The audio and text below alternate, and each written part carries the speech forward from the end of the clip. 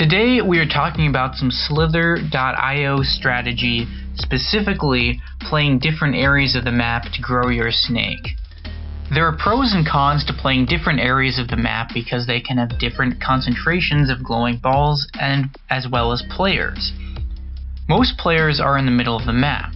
The mini-map in the bottom right shows you roughly where other players are, and I usually seem to see them in the middle with some large snakes hiding around the outside areas.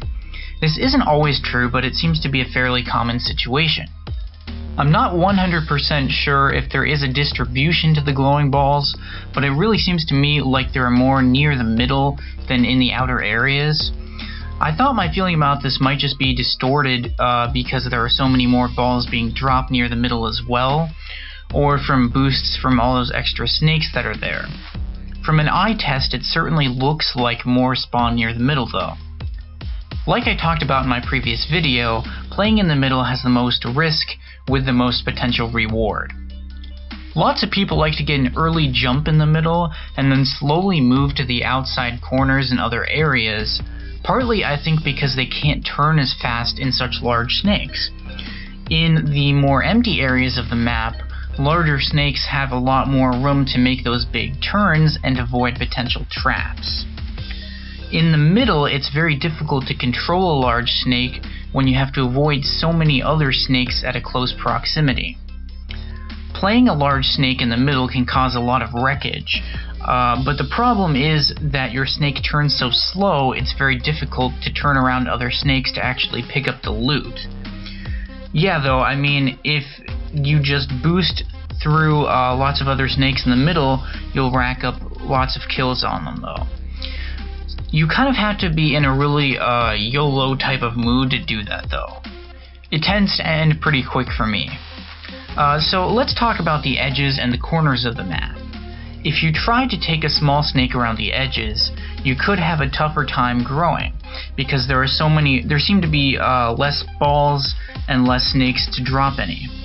The only real option is to go after the larger snakes that are hiding out there. Some people have really good endgame strategies around the edges of the map.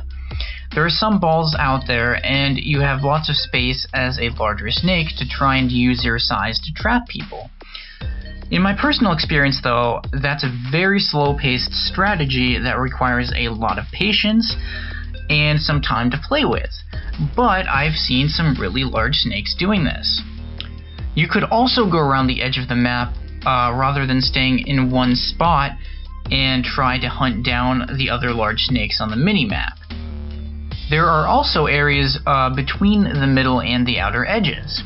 These tend to be on the edge of the area that has a lot of snakes, and can be a good place for faster paced action with a larger snake.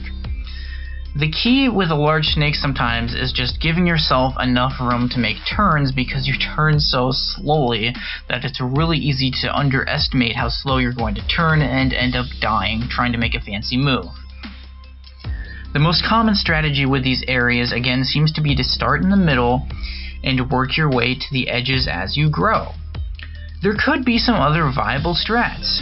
Maybe, like I mentioned before, going around the edges and using the mini-map to find and destroy large snakes for good profit potentially.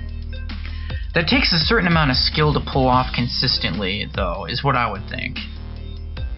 That brings me to thinking it would be really neat to see some maps that encourage people to go to the corners maybe rather than the middle, just to mix things up.